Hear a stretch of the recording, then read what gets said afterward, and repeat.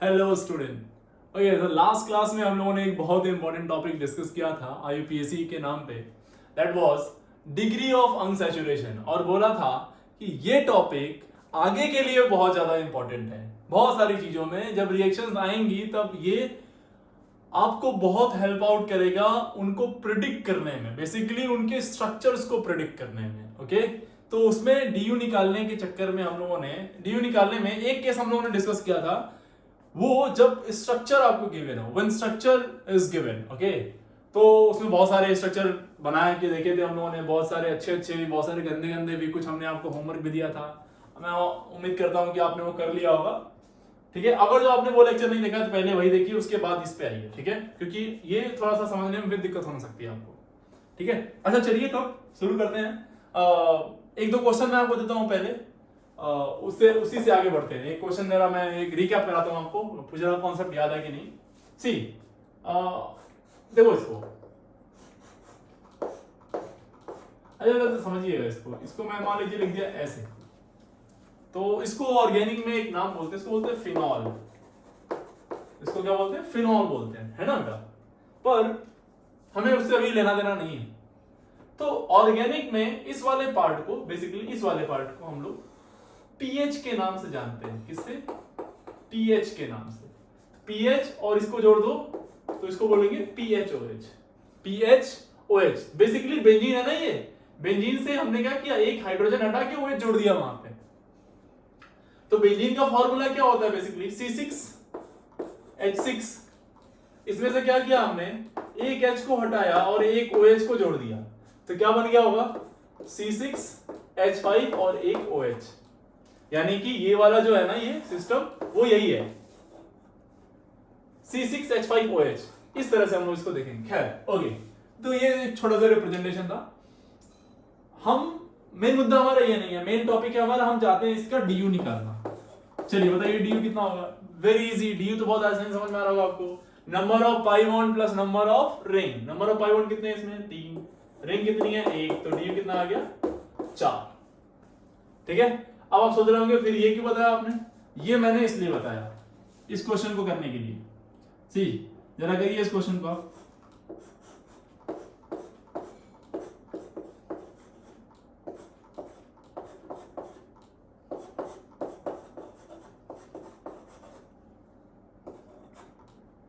चलिए इस क्वेश्चन को करिए।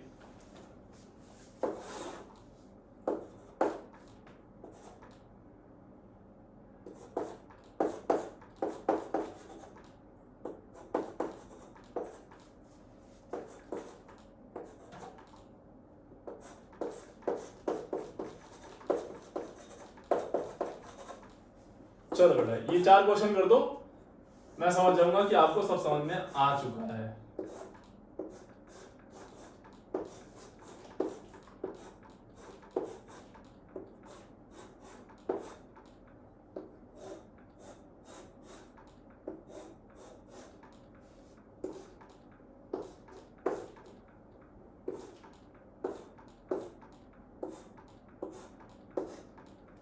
चलिए इसको ट्राई करिए जरा।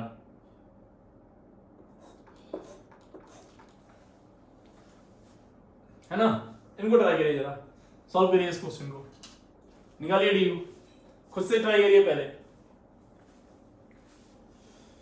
ओके हो गया होगा। तो देखो इस पीएच का, बेसिकली हम बोले तो इस पीएच का कितना आएगा, इस C6H5 ये इस वाले पार्ट का, तो बेसिकली डी आया है, इसका डी कितना है? 4। तो इस पीएच का कितना आएगा? 4। इस वाले पीएच का भी कितना आएगा? 4। इस वाले का भी 4, इस वाले का भी 4, 4 4, और इस वाले ये भी बेंजीन ही तो है, इसका भी 4, और यहाँ पे है 1। सबको जोड़ दो यार, 4 कितनी बार? 4 5, और एक ये, तो कितना आ गया इसका डीयू? 21। ओके, आई होप आपको समझ में आ गया होगा। यहाँ बोलो इसका भी 4, इसका भी 4, इसका भी 4, इसका भी 4, इसका भी 4, और इसका कितना आ गया? 1। तो बेसिकली इसका भी कितना आया? 21। ओके क्लियर बेटा? तो पीएच लिख के आएगा तो कोई दिक्कत तो नहीं है ना, समझ में आ जाएगी बात। चलो अब यहां काउंट करो, वेरी इंटरेस्टिंग क्वेश्चन। इसका डी बताइए, बताओ डी इसका कितना आएगा? डी तो देखो पाई बॉन्ड पहले गिन लें, तो यहां से स्टार्ट करते हैं 1 2 3 4 5 6 7 8 9 10 11 12, तो 12 तो पाई बॉन्ड हो गए है ना, प्लस अब रिंग काउंट कर लेते हैं ना, रिंग कितने हैं, तो 1 2 3 4 5 6 और एक ये 7 रिंग आ गई है ना, 7 रिंग। अब कितना आ गया ये 19। अब मैं आपसे क्रॉस चेक करने की बोलता हूं कि एक तरीका मैंने और बताया था, इसको हटा के तो ओपन करके, चलो इसको ओपन कर लिया हमने, एक रिंग ओपन हो गई। अच्छा पहले पाई बॉन्ड हटा देते हैं, ठीक है, ये सारे के सारे पाई बॉन्ड हट गए। अब रिंग को ओपन करते हैं, एक रिंग यहां से ओपन हुई, ये दूसरी रिंग चलो ओपन हो गई, ठीक है, ये मान लीजिए हमने तीसरी रिंग ओपन कर दी, ये चौथी रिंग ओपन हो गई, ये पांचवी हो गई, ठीक है, ये लेट से छठी हो गई है ना, और ये सातवीं। ओके, यानी 7 करना ही पड़ेगा, 7 से कम में काम नहीं चलेगा है ना। जैसे हम लोगों ने एक 3D वाला स्ट्रक्चर बनाया था, उसमें देखा था कि जितनी नंबर ऑफ रिंग होती हैं उससे एक कम उसका DU होता था, क्योंकि उससे कम बॉन्ड तोड़ने पे ही वो ओपन चेन सैचुरेटेड हो जाता था। This is open chain saturated. Open chain saturated का मतलब क्या है कि पूरी तरह से ओपन साइक्लिक स्ट्रक्चर ना हो और सारे सिंगल बॉन्ड हो। क्लोज चेन सैचुरेटेड से क्या मतलब है कि साइक्लिक हो और सारे के सारे सिंगल बॉन्ड हो, तो वो क्लोज चेन सैचुरेटेड होता है, ठीक है, और ये क्या होगा, ओपन चेन सैचुरेटेड। अच्छा एक छोटी सी बात और बता दीजिए फटाफट, मैं देखना चाहता हूं आपको याद है कि नहीं। जब DU 1 होता है तो क्या क्या पॉसिबिलिटी होती है, DU 1 याद क्या क्या पॉसिबिलिटी है, एक क्या है, या तो डबल बॉन्ड हो या फिर क्या हो, एक रिंग हो, ओके। और DU 2 होते क्या क्या पॉसिबिलिटी है, DU 2 के साथ क्या पॉसिबिलिटी है, एक क्या हो, या तो एक दोनों पाई बॉन्ड हो सकते हैं, दोनों पाई बॉन्ड होने में क्या क्या सीन था, दोनों डबल बॉन्ड हो या फिर एक ट्रिपल बॉन्ड हो, ओके गुड। और क्या चांस था कि एक रिंग हो और एक पाई बॉन्ड हो। एक पाई बॉन्ड होगा तो कौन सा वाला बॉन्ड होगा, डबल की ट्रिपल, डबल, और एक रिंग। और क्या केस था, एक दोनों की दोनों क्या हो जाए, रिंग हो जाए, ओके। तो ये सारे सीन हम लोगों ने पढ़ लिए थे, and this was the first case जिससे हम लोग स्ट्रक्चर गिवन हो तो कैसे DU निकालेंगे, ये हमने कवर कर लिया। अब हम बढ़ेंगे सेकंड केस की तरफ, ओके, केस 2।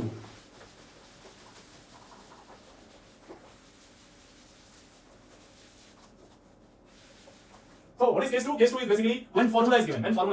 Case 2. Case 2 क्या बेटा? When molecular formula is given. जब आपको क्या given हो? Molecular formula given हो, है ना? Molecular formula given तो कैसे निकालते हैं? उसका DU का एक formula होता है। DU का formula क्या होता है? जरा समझिए, बहुत easy है, बहुत easy। DU का formula होता है C+1 minus H plus X minus N upon 2। जी देखने में थोड़ा सा आपको डिफिकल्ट लग सकता है, पर ये है नहीं, है ना, बिल्कुल भी डिफिकल्ट नहीं है, ये बहुत ही इजी। अभी हम अप्लाई करके देखते हैं इसको और इसका मतलब भी समझते हैं एक एक करके। सी पहले समझते हैं, व्हाट इज सी। सी है number of carbon atom, number of carbon atom. उसमें कार्बन के कितने एटम है, व्हाट इज H, तो number of hydrogen atom, number of hydrogen atom. What is X, X stand for halogen, तो number of halogens, halogen atom. Halogen atom क्या कौन कौन से होते हैं, तो फ्लोरीन, क्लोरीन, ब्रोमीन, आयोडीन, इनमें से कोई सा भी हो जाए, ठीक है, कई सारे भी हो सकते हैं एक साथ। What is N, N is basically stand for nitrogen, पर हम सिर्फ नाइट्रोजन को कंसीडर नहीं करेंगे। हाँ वो अलग बात है कि 99% केस में नाइट्रोजन ही आएगा, पर हम इसको बोलेंगे number of trivalent atom, number of trivalent atom, number of trivalent atom. Trivalent का मतलब कौन कौन इसके अंदर आ जाएगा, ये नाइट्रोजन भी हो सकता है बेटा जी, और फास्फोरस भी हो सकता है, एंटीमनी हो सकता है, और बिस्मथ भी हो सकता है, नाइट्रोजन वाले ग्रुप के एलिमेंट्स, ओके। और समझना इसमें देखो ध्यान से, तो ये दोनों जो है हाइड्रोजन और हेलोजन, बेसिकली ये हम कंसीडर करेंगे कि ये है मोनोवैलेंट। मोनोवैलेंट का मतलब सिंगल बॉन्ड बना रहे हैं यहां पे। ये है आपका ट्राईवैलेंट, ट्राईवैलेंट। कार्बन आप तो आपको मालूम ही है ये क्या होता है, टेट्रावैलेंट। इस फॉर्मूले में देखो तो टेट्रावैलेंट को जगह मिली है, मोनोवैलेंट को जगह मिली है और ट्राईवैलेंट को जगह मिली है। डाईवैलेंट को कोई जगह नहीं मिली है। यानी अगर जो डाईवैलेंट हुए ऑक्सीजन, सल्फर, सेलेनियम, ये सब हुए डाईवैलेंट, तो इनको इग्नोर कर देना है। क्या कर देना है, इग्नोर। अगर जो डाईवैलेंट एटम दिखे तो उनको इग्नोर कर देना है, ठीक है। ओके, सी फॉर्मूले को जरा समझिए। हमने क्या किया है, कार्बन में एक ऐड किया है, फिर माइनस किया, और क्या किया बेसिकली देखो ध्यान से, जो मोनोवैलेंट एटम है जितने भी इंक्लूडिंग हाइड्रोजन, उनको ऐड किया है, उनमें से ट्राईवैलेंट को सब्सट्रैक्ट किया है। बस बेसिकली यही ध्यान रखना है आपको, क्या करना है, मोनोवैलेंट्स को ऐड करना है और ट्राईवैलेंट को सब्सट्रैक्ट कर देना। Finally you will get the answer. Okay, चलिए सो एक क्वेश्चन से स्टार्ट करते हैं हम लोग। Let's say C6H6। अच्छे से मालूम ना हो, ऐसे तो आपको मालूम चल चुका है कि ये बेंजीन है, इसका ड्यू कितना होगा 4, लेकिन चलिए इस फॉर्मूले से निकालते हैं। तो इसका ड्यू निकालो जरा। तो C+1, C कितना है 6, तो 6+1 माइनस हाइड्रोजन कितने हैं 6, हेलोजन कितने हैं एक भी नहीं, नाइट्रोजन ट्राईवैलेंट कितने हैं एक भी नहीं, बाई 2 तो कितना आ जाएगा 7 माइनस 3/2 यानी कि 6/2 यानी कि 3, और ये कितना आ गया 4। क्लियर है बात, क्लियर है बात, बताओ यार, बात समझ आ रही, इजी है ना। चलो दूसरा देखते हैं, सेकंड क्वेश्चन। C6H5OH, C6H5OH, ये क्या होगा, इसका ड्यू बताओ, इसका ड्यू बोलो बोलो बोलो फटाफट, फास्ट कैलकुलेट करो जरा।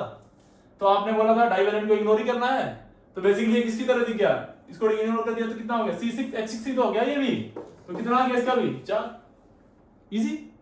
ओके, तीसरा देखते हैं, C6H6Cl6, ऑर्गेनिक कंपाउंड का बहुत ही शानदार ये एक मॉलिक्यूल है, इसको बोलते हैं हम लोग 666 भी बोलते हैं इसको, 666। इसका नाम है बेंजीन हेक्साक्लोराइड, ठीक है, बेंजीन हेक्साक्लोराइड, बेंजीन और 6 क्लोराइड। बेसिकली इसको बोलते हैं हम लोग, इसको ये इंसेक्टिसाइड्स या पेस्टिसाइड बनाने में काम आता है। ये बेसिकली एक इंसेक्टिसाइड ही होता है। इसको गामा लिंडेन भी बोलते हैं, गामा लिंडेन, है ना। बेसिकली जितने भी ऑर्गेनिक में आपको इंसेक्टिसाइड या पेस्टिसाइड दिखेंगे वो हेलोजन के कंपाउंड होते हैं, क्लोरो कंपाउंड्स होते हैं। आगे चल के हम लोग बहुत सारे ऐसे देखेंगे कि क्या है। बेसिकली ये इसको 666 बोलते हैं, ध्यान रखना थोड़ा सा, रख पाओ तो कोई दिक्कत जरूरी नहीं है। इसका ड्यू चेक करो तो जरा। तो कार्बन कितना 6+1 माइनस, बोलो हाइड्रोजन कितने 6, हाइड्रोजन कितने वो भी 6, ट्राईवैलेंट कितने एक भी नहीं। चलो मेरे लाल बता दो जरा। तो ये हो गया 6+1 7, ये हो गया 12, 6 + 6 12, 12/2 6, यानी बेसिकली कितना आ गया इसका ड्यू 1, ड्यू कितना आया 1। चलो नेक्स्ट चेक करो, C6H5NO2, C6H5NO2 निकालो ड्यू, फटाफट चेक करो फटाफट, कितना है ड्यू इसका। तो आपने बोला था कि सर डाईवैलेंट को इग्नोर ही कर देना है, इसको यहां से हटा देना। अच्छा एक तरीका और होता है आपको, मैं ये नहीं कह रहा हूं कि यही अपनाना, ठीक है, आपका मन, आपका जैसा सही है। देखो एक हमने डेफिनेशन होता है हाइड्रोजन डेफिशिएंसी इंडेक्स वाला, हाइड्रोजन डेफिशिएंसी इंडेक्स। थोड़ा फॉर्मूले को एनालाइज करो। हमने क्या किया, हेलोजन और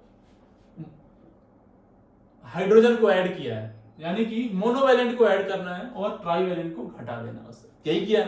ओके, और डाईवैलेंट को इग्नोर कर देना है। चलो, तो अगर जो मुझे इसको बिना फॉर्मूले अप्लाई किया है, फॉर्मूले को अप्लाई कर रहा हूं मैं, पर मैं उसको लिखने की जरूरत नहीं है मुझे, मैं डायरेक्ट माइंड में ही कैलकुलेट कर रहा हूं उसको। देखो फास्ट कैलकुलेशन कैसे करेंगे इसको, सिंपल ट्रिक है। देखो जरा तो क्या करेंगे, देखो हमने क्या करना है, इसको इग्नोर कर देना है, कर दिया। नाइट्रोजन क्या है ट्राईवैलेंट, तो इसको माइनस करना है मोनोवैलेंट से। मोनोवैलेंट कितने हैं बेटा, मोनोवैलेंट कितने हैं 5, एक हटा दिया तो कितने बचे 4 बचे। तो फॉर्मूला क्या बचा C6 और H कितना बचेगा H4, H कितना बचा 4। ओके, अगर जो इसको सैचुरेटेड होना है, ओपन चेन सैचुरेटेड होना है, तो ये किसकी तरह होना चाहेगा? एल्केन की तरफ। एल्केन का जनरल फॉर्मूला आपको बहुत अच्छे से मालूम होना चाहिए। क्या होता है? CnH2n+2, यानी 6 कार्बन वाला ये क्या होना चाहता है? Open chain saturated. 6 का 6 वैल्यू रखो यहां पे, क्या देगा? C6H14, C6H14। अच्छा, C6H14 का मतलब क्या हुआ? अब जरा देखो यहां से यहां आने में, यहां से यहां तक आने में कितने मोल H2 की जरूरत पड़ेगी?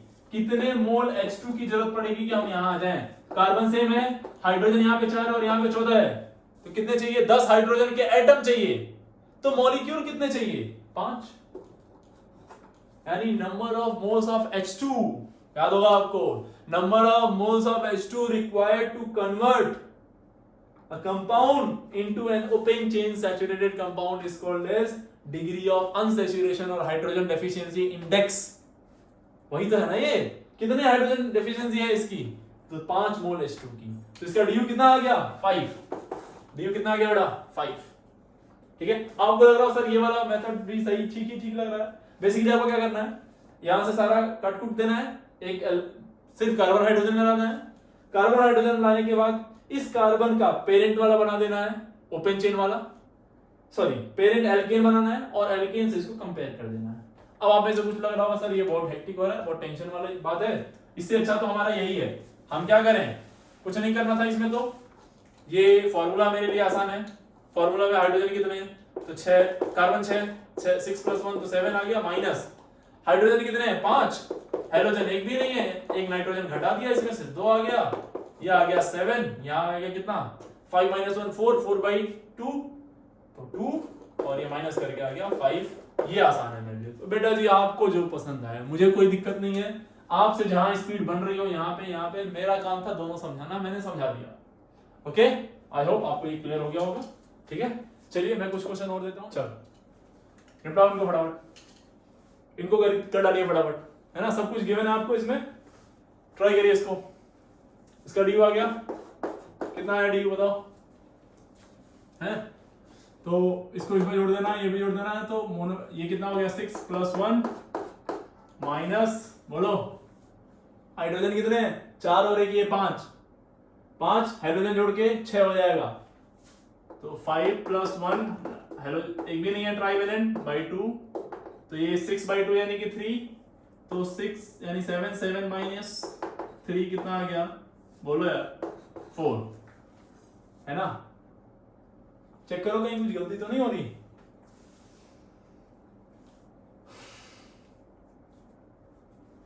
सॉरी, हाँ कार्बन यहाँ पे कितने हैं? कार्बन देखो यहाँ पे 6 और एक ही 7 है, तो 7 है ये, तो यहाँ पे 8 आ जाएगा, तो यहाँ पे कितना आएगा? 5। ओके क्लियर है। चलो अच्छा मैं इसका स्ट्रक्चर बनाऊं, इसका बेसिकली स्ट्रक्चर बना के आपको दिखाता हूँ। चलो ये बेंजीन रिंग है बेसिकली, और एक जगह पे लगा हुआ है क्लोरीन और एक जगह पे लगा हुआ C+O OH। तो यहां से काउंट करेंगे, देखो कितना आएगा? 3 और एक 4 पाई बॉन्ड और एक रिंग, तो कितना? 4 + 1 यानी कि 5 आ गया। लेकिन आप अभी कोशिश मत करना रिंग में, आप ये मत सोचो सर ये दिया हो तो कैसे आप यहां तक चले जाए, इसके चक्कर में मत पड़िए। आगे चल के जब जैसे जैसे समय आएगा हम आपको समझाते रहेंगे कैसे कैसे आना चाहिए। ठीक है, फिलहाल बस आप यहीं तक फोकस करिए। चलो इसका DU बताओ। इसका DU आ गया, कितना आ गया? तो ये 6 + 1 7 हो गया होगा, और इसमें से एक माइनस कर दिया होगा, तो आपने 4, 5 - 1 4, 4/2 यानी कि 2, और ये 7 8, 7 + 1 8, 8 में से आपने 2 माइनस किया होगा, तो आ गया होगा ये कितना? 6 इसका DU। ठीक है, इसका DU बताओ। इसका DU कितना है? तो आपने यहाँ पे 6 दिखा, 6 + 1 7 हो गया होगा, इससे एक माइनस करके 4 आ गया, 4/2 यानी 2, 7 - 2 तो कितना आ गया? ये 5 आ गया।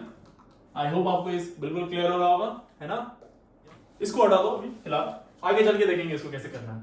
फिलहाल इस पे आ जाइए। चलिए इसका बताओ तो कुल कितने हैं? ये 4 कार्बन और एक ये वाला 5, तो 5 कार्बन हो गया, तो कितना हो गया? 5 + 1 माइनस नाइट्रोजन कितने हैं बेटा? नाइट्रोजन कितने हैं? तो नाइट्रोजन आपने देखा होगा कि नाइट्रोजन है 4 और वही माइनस करते थे 0 + 0 - 4/2 और ये -4/2 कितना आ जाएगा 2 और माइनस माइनस क्या हो जाएगा प्लस, यानी 5 + 1 6 प्लस और 2, तो बेसिकली ये 8 है आंसर। इसका मैं आपको स्ट्रक्चर दिखाऊं तो देखिए कैसा बनेगा ये। बेसिकली हम लोग इसको ऐसे बनाते हैं सी, शायद आपको लास्ट क्लास में ही बताया था मैंने ये वाला, ये चेक कर लो। तो कितने पाई बॉन्ड आ गए यहां से, 2 यहां से, 2 यहां से, 2 यहां से और 2 यहां से। क्लियर हो गया? चलो ये खुद से कर लो और ये भी खुद से कर लो, ये 2 आप कर लीजिए, है ना? ठीक है, तो ये था दूसरा वाला टॉपिक अपना, क्या कि जब आपको क्या गिवन हो, फॉर्मूला गिवन हो तो कैसे निकालेंगे, फॉर्मूला गिवन हो तो कैसे निकालेंगे। इसी में एक छोटा सा लिख लीजिएगा ये पॉइंट, केस 3 नहीं बोलेंगे लेकिन ऐसे करके इंपॉर्टेंट करके हम लोग लिख सकते हैं नोट करके, du of salt is fractional। क्या, अगर जो कोई सॉल्ट है और उसका ड्यू आप निकाल रहे हैं तो बेटा जी वो फ्रैक्शनल आता है। चेक करते हैं कैसे। लेट से मान लीजिए आपके पास है एक C3H5O पे माइनस और Na पे प्लस, ठीक है, ये एक सॉल्ट है आपके पास, इसका ड्यू आपको निकालना है, ठीक है। तो बेसिकली यहां से टूट जाएगा, क्या बचेगा यहां पे बताओ जरा, इसको इग्नोर कर देंगे हम लोग, मेटल है ये, ठीक है, नॉन मेटल्स को हम लोग इंक्लूड करते हैं। ड्यू निकालो इसको, तो क्या है बताओ, तो यहाँ पे कितना आएगा C+1, यानी C कितना है 3 + 1 माइनस, बोला यार हाइड्रोजन कितने हैं 5, और कोई हेलोजन बिल्कुल नहीं, कोई ट्राइवेलेंट बिल्कुल नहीं, /2, तो ये कितना आ गया 4 - 5/2 कितना होता है बेटा, 5/2 2.5, तो कितना आ गया 1.5। सी ये है, तो डी कितना आ गया बेसिकली 1.5, फ्रैक्शनल आ गया। अब फ्रैक्शनल डी का क्या मतलब है, ये हम लोग जब पढ़ेंगे जीओसी, उसमें रेजोनेंस एक टॉपिक है वो पढ़ेंगे, फिर हम लोग डिसाइड करेंगे कि इसका मतलब क्या हुआ, ठीक है। फिलहाल इसको यहीं पे फिनिश करते हैं। वेरी इंपॉर्टेंट टॉपिक, हम लोग आइडिया लगा लेंगे कि क्या होगा। एक छोटा सा इंपॉर्टेंट करके पॉइंट और लिख लीजिए नोट करके, प्रेडिक्शन में आपको अच्छा थोड़ी हेल्प मिलेगी आपको। आपने देखा कि जब जब DU4 आ रहा था, तो मोस्ट ऑफ द केसेस में ये एक तरह से बेंजीन रिंग जैसा बन रहा था, यानी कि ये पीएच बन रहा था, है ना। मोस्टली केसेस में ये पीएच बनता है। तो अगर जो क्वेश्चन में ऐसा कभी आ जाए आगे चल के कि उसमें DU निकालने पे उसका 4 आ रहा है ना, तो एक बार को आपका सबसे पहला जो फोकस होना चाहिए वो यही बेंजीन रिंग ही होनी चाहिए, है ना। पहला आप बेंजीन रिंग ही बनाइए, उसके बाद ट्राई करिए कुछ और, जब इससे काम ना बने तो। पर 99% केसेस में, 95% केसेस में इससे काम बन जाएगा बेटा, ठीक है। तो DU जब 4 आए तो कोशिश करो ये वाला बनाने की, बेंजीन रिंग बनाने की, ठीक है। चलिए हमारा अगला टॉपिक है homologous series. So homologous series next topic है अपना, क्या, होमोलॉगस सीरीज। होमोलॉगस सीरीज का डेफिनेशन क्या है, the series of compound in which all the members are represented by a general formula. इसका मतलब क्या है, क्या बोल रहे हैं, सीरीज ऑफ कंपाउंड, बहुत ढेर सारे कंपाउंड जिनके सारे मेंबर्स को, अगर जो होमोलॉगस सीरीज के हैं मेंबर्स, तो उन मेंबर्स को एक जनरल फार्मूला से हम लोग एक सिंपल फार्मूले से रिप्रेजेंट करेंगे, एक सिंपल पैटर्न को सब लोग फॉलो कर रहे होंगे, ठीक है। तो ये होती है होमोलॉगस सीरीज। इनमें कुछ कैरेक्टरिस्टिक है, कैरेक्टरिस्टिक की बात कर लेते हैं। चलिए इसका एक एक करके कैरेक्टरिस्टिक्स लिखिए। सबसे पहले कैरेक्टरिस्टिक मैं बोल रहा हूं, लिखो फटाफट, लिखिए टू, लिखो फिर धीरे धीरे समझेंगे क्या होता है। Two consecutive members of homologous series are differ by CH2 unit, two consecutive मतलब जस्ट एक के बाद दूसरा जो आता है ना, पहला पॉइंट। दूसरा, two consecutive members of homologous series are differ by 14 are differ 14 in its molecular weight unit, 14 molecular weight unit, molecular weight में 14 का डिफरेंस होगा, 1-4 का डिफरेंस, ठीक है। ये 1-4 का डिफरेंस क्यों आ रहा है, देखो दो कंसेक्यूटिव में डिफरेंस कितने का, CH2 का ना, तो कार्बन का वेट कितना है 12 और दो हाइड्रोजन, एक हाइड्रोजन का 1 होता है, दो हाइड्रोजन का 2, तो 12 + 2 14, ठीक है। थर्ड पॉइंट कहता है कि ऑल दी होमोलॉग्स, सी किसी एक होमोलॉगस सीरीज के सारे कंपाउंड्स को बोलते हैं होमोलॉग्स, ठीक है। तो all the members of homologous series और homologues are prepared by same method of preparation. उनका मेथड ऑफ प्रिपरेशन क्या होगा, सेम होगा। Method of preparation is what, same method of preparation, okay. ये एक पॉइंट हो गया। फोर्थ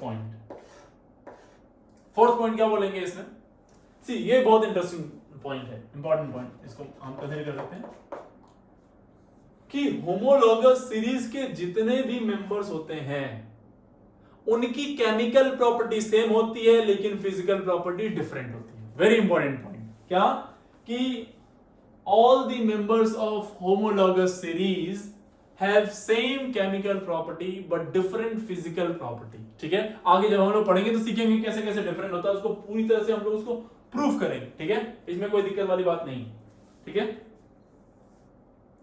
तो पहला पॉइंट क्या था, CH2 यूनिट से डिफर करेंगे, दूसरा 14 यूनिट का डिफरेंस होगा, तीसरा मेथड ऑफ प्रिपरेशन उनका क्या होगा, सेम होगा, और चौथा और इंपॉर्टेंट पॉइंट क्या था अपना, कि क्या बोला हम लोगों ने, fourth and important point was physical property same और केमिकल प्रॉपर्टी क्या होगी उनकी, सॉरी केमिकल प्रॉपर्टी सेम और फिजिकल प्रॉपर्टी क्या होगी, डिफरेंट होगी उनकी, ओके। आई होप आपको ये समझ में आ गया होगा, ठीक। एक छोटा सा पॉइंट और हम लोग यहां पे ऐड कर सकते हैं, फिफ्थ पॉइंट, ये मतलब ऐड कर दीजिए, चलिए इसको ऐसे ही, सी फंक्शनल ग्रुप, लिख लो इसको, फंक्शनल ग्रुप इफ प्रेजेंट, अगर जो प्रेजेंट है तो, functional group if present in a molecule और इन अ कंपाउंड, देन ध्यान रखिएगा इस बात को, then it must be present in all the members of the homologous series. वो फंक्शनल ग्रुप हर मेंबर के पास होना चाहिए। लेट्स से अगर जो अल्कोहल है तो अल्कोहल सभी मेंबर के पास होना चाहिए। लेट्स से अगर COOH है तो ये सभी मेंबर के पास होना चाहिए। NO2 है तो ये सभी मेंबर के पास होना चाहिए, ओके। ये बात आपको क्लियर हो गई होगी, ठीक है। चलो अब एक एक करके समझते हैं जरा। चलो एक ले लेते हैं, पहला एल्कीन का GF बताओ, एल्कीन की GF बताओ, जनरल फॉर्मूला वे क्या होगा इसका, CnH2n+2, CnH2n+2 होता है जनरल फॉर्मूला एल्कीन का, 10th में आपने पढ़ा होगा, नहीं पढ़ा होगा तो जान लो, CnH2n+2 क्या, CnH2n+2, ओके। n की वैल्यू 1 रखो तो ये C1 हो जाएगा, यहाँ पे 2 + 2 4 यानी कि CH4। n की वैल्यू 2 रखो, क्या बनेगा C2 और यहाँ पे 2 × 2 4 + 2 6 H6। 3 रखो C3H8 आया क्या। अब जरा यहां से यहां चेक करो, यहां से आओ तो कार्बन एक, यहाँ एक कार्बन बढ़ गया, यानी ऐड क्या हो रहा है, एक कार्बन ऐड हो गया एक्स्ट्रा, क्या ऐड हुआ, एक कार्बन। हाइड्रोजन 4 था, यहाँ पे 6 हो गया यानी 2 बढ़ गया, बेसिकली बढ़ा क्या, यहां से आने में क्या बढ़ा, एक CH2 यूनिट दो, तो यानी पहली बात सही हो गई। अच्छा चेक कर लेते हैं क्या यहां से आगे बढ़ रहा है CH2 यूनिट, चेक करो जरा, यहां कार्बन से एक कार्बन बढ़ गया, हाइड्रोजन कितने बढ़े, 6 था 8 हो गया, यानी कि 2 हाइड्रोजन ही बढ़ गए, यस ओके। तो देखो बेटा ये सब एक ही सीरीज के कंपाउंड्स हैं, क्या बोल सकते हैं कि एल्केन के होमोलॉग्स हैं, एल्केन के होमोलॉगस सीरीज के कंपाउंड्स हैं, बोलो यार आया ना। और 2 कंसेक्यूटिव यूनिट, ये दोनों देखो CH2 यूनिट से डिफर कर रहे हैं, आया ना, ठीक है। तो इनको हम लोग बोलते हैं होमोलॉग, क्या बोलते हैं, होमोलॉग्स, ठीक है, क्लियर है। ऐसे हम लोग चेक कर सकते हैं किसका, एल्कीन का जनरल फॉर्मूला क्या होता है बताओ, CnH2n, n की वैल्यू 2 रखो तो C2H4, 3 रखो C3H8, 4 रखो C4 sorry C4H8 just double hydrogen is just double the carbon. यहां से आओ तो एक कार्बन बढ़ गया और 2 हाइड्रोजन बढ़ गया, इसमें भी वही आ रहा है। यहां से आओ तो एक कार्बन बढ़ गया और हाइड्रोजन कितने बढ़ गए 2, यहां भी सेम है ना, एग्जैक्ट क्लियर। ओके, तो आप चाहे एल्कीन लो चाहे एल्काइन लो चाहे कुछ भी ले लो, सब में यही ड्रामा चलेगा, सब में सेम ड्रामा चलेगा। ओके चलिए एक मैं आपको और ले लेता हूं, चलो एक ऐसे एग्जांपल ले लेते हैं अमीन का, प्राइमरी अमीन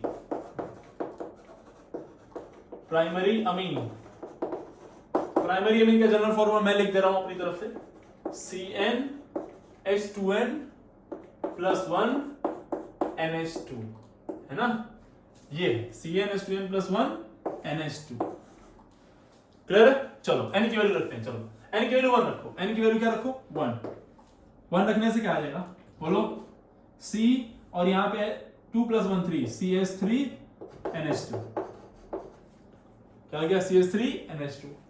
n की वैल्यू 2 रखोगे तो क्या आएगा बताओ, C2 H2 × 2 + 1 5 NH2 है ना।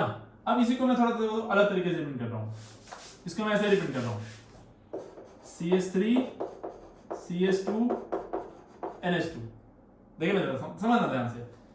एक और रखो n की वैल्यू 3 रखो, मैं इसको लिख रहा हूं C3 CH2 CH2 NH2 है ना, समझिए ध्यान से। अब देखो यहां से यहां जब आए हम लोग तो देखो CH3 सेम, NH2 सेम, बड़ा कौन ये CH2 कंफर्म। अब यहां से जब यहां आए CH3 same, CH2 same, NH2 same, बड़ा कौन CH2। तो ये दोनों एक दूसरे के होमोलॉग्स हैं, ठीक है, ये दोनों आपस में क्या होमोलॉग, ये आपस में क्या है होमोलॉग, ठीक है। और एक ही इनका जनरल फॉर्मूला क्या है, मैंने बोला था होमोलॉगस सीरीज के जो एलिमेंट्स होंगे उनको एक सिंपल जनरल फॉर्मूला से हम लोग रिप्रेजेंट कर पाएंगे, वो ये है। एल्केन क्या था CnH2n + 2, एल्कीन क्या था CnH2n, ठीक। तो दो कंसेक्यूटिव जो होमोलॉग्स होंगे they are differ by CH2 unit और 14 मॉलिक्यूलर फॉर्मूला यूनिट। ओके बेटा क्लियर हो गई बात। ये दो कंसेक्यूटिव को हम लोग होमोलॉग्स बोलते हैं। अगर जो इससे इसका देखना है तो ये इसका सीनियर होमोलॉग है, ये डायरेक्ट होमोलॉग नहीं, कंसेक्यूटिव नहीं है, सीनियर, इससे एक ज्यादा और ज्यादा, सीनियर का भी सीनियर है ना। तो इस तरह से हम लोग चेक करेंगे। सो ये है एक तरह से होमोलॉग्स, इससे हम लोग बहुत सारी चीजें और प्रिडिक्ट कर सकते हैं, प्रेडिक्शन में ये भी काम आएगा हमारे, ठीक है। तो डेफिनेशन इसका याद रखिए, होमोलॉगस सीरीज और इनके कैरेक्टरिस्टिक्स, ठीक है। आज के लेक्चर में इतना ही रहने देते हैं, बाकी बातें नेक्स्ट क्लास में करेंगे। नेक्स्ट क्लास में हम लोग पहुंच जाएंगे IUPAC नॉमेनक्लेचर की तरफ, ठीक है। तो ये कुछ बेसिक चीजें थी जो आपको जानना चाहिए ऑर्गेनिक समझने के लिए, ओके। आज यही रख लेते हैं, थैंक यू वेरी मच।